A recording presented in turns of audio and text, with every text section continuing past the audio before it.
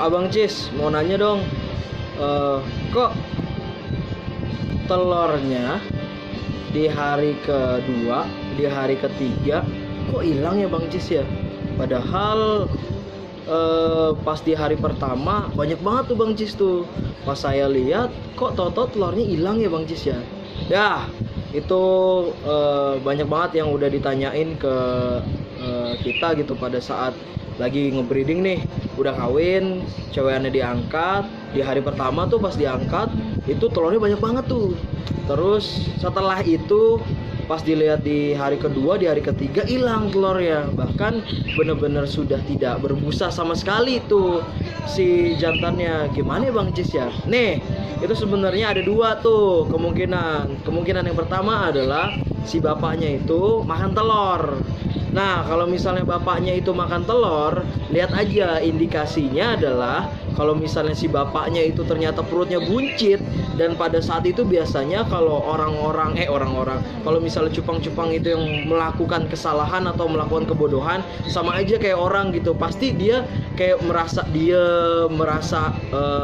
pucet tuh kayak gitu tuh. Jadi kalau cupang-cupang yang biasanya makan telur gitu ya, nah biasanya tuh dia bakal di pojok, terus habis itu perutnya menggembung gitu.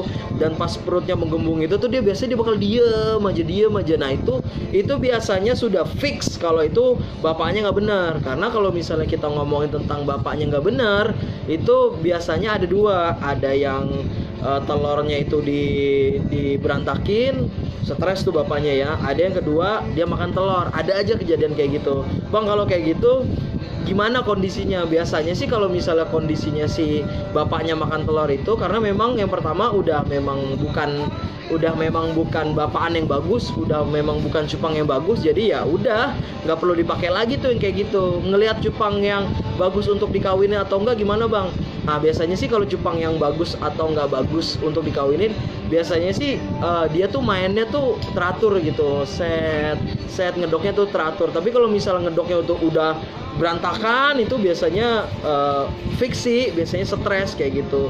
Bisa dipakai lagi Bang buat ngebreed, dan besokannya ngebreednya nggak kayak gitu, mendingan nggak usah dipakai. Kecuali kalau itu kawinan yang pertama. Kalau kawinan yang pertama biasanya tuh dia kayak masih on lah gitu, ngerawat telurnya gitu. Tapi sih biasanya kalau ngerawat telurnya itu masih on, biasanya sih kayak ada apa ya, kayak gimana sih, kayak masih ada burayaknya gitu. Nggak mungkin full burayaknya nggak ada. Kalau full burayaknya nggak ada tuh ya otomatis itu bapaknya udah stres kayak gitu. Yang kedua, biasanya kalau bapaknya nggak stres, biasanya ada gangguan dari luar, entah dia kegoyang-goyang, entah dia sering diliatin tuh juga hati-hati tuh buat kita yang kadang-kadang suka interest banget gitu ya sama ikan cupang. Kadang-kadang betul-betul diliatin. Terus biasanya lagi abis itu kalau misalnya udah stres kayak gitu gara-gara lingkungan atau kegoyang-goyang apa segala macam, itu kemungkinan besar besokannya bisa dikawinin. Nah itu tuh kalau ada dua kemungkinan tadi ya. Kalau misalnya ikan cupang di hari kedua atau di hari ketiga setelah mereka kawin terus habis itu telurnya nggak ada, kemungkinan yang pertama tadi kalau bapaknya tuh nggak benar, bapaknya tuh stres, atau stresnya bisa juga gara-gara lingkungan. Terus atau yang kedua, nah ini dia yang tidak kita lihat secara kasat mata adalah kadang-kadang si bapaknya itu nyimpen telurnya itu di mulut.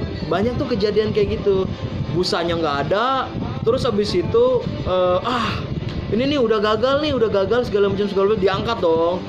Pas dia diangkat, ditaruh di toples, dia muntahin telur, bro. Nah banyak tuh yang kayak gitu tuh, sama kayak ngejagain burayak. Dia dia naruh di mulutnya, terus habis itu kita ngelihat ya burayaknya dimakanin, padahal mah dijagain. Atau bahkan kadang-kadang ada juga yang bilang si burayaknya itu makan di mulut bapaknya. Nanti deh kita bakal omongin itu lebih panjang lagi, tapi kita ngomongin tentang telurnya dulu nih. Kadang-kadang bahkan ada juga yang netesinnya tuh di telur, karena sebenarnya si cupang ini kan mood breed kan. Jadi tuh kawinnya itu atas dasar si mulutnya itu. Jadi kadang-kadang tuh netesnya itu bisa di dalam mulut. Ntar di jam berapa kita nggak tahu deh tuh. Kadang-kadang suka ngeluarin Gue pernah lihat kok di Net Geo gitu, kadang-kadang kalau pagi-pagi tuh mereka nyemburin anaknya, wow, terus anaknya tuh yang udah dalam keadaan sehat, udah dalam keadaan gimana kayak gitu. Jadi ada juga yang netesnya itu di telurnya, ada juga yang netesnya di mulut.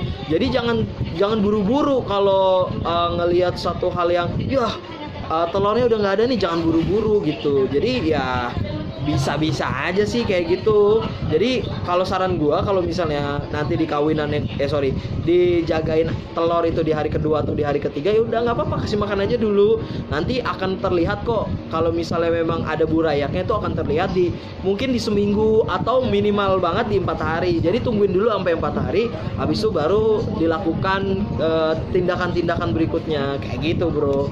Ya itu dia ceramah pada maghrib hari kayak gini. Kurang lebihnya mohon maaf. Assalamualaikum warahmatullahi wabarakatuh.